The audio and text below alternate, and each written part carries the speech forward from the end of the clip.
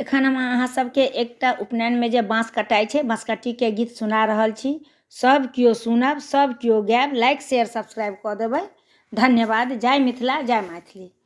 कोने बाबा इहो बाँस रोपलानि दूध सा पटाओल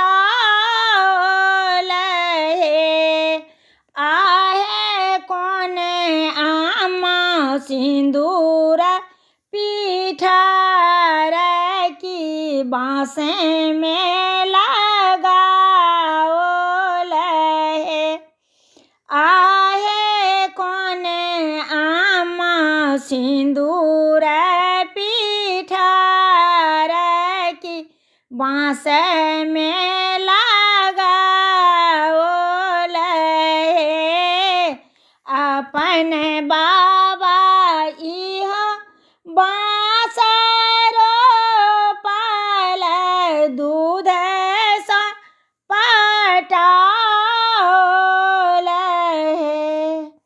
आहे अपन आमा सिंदूर पीठार की बाँसे में लगाओल हे।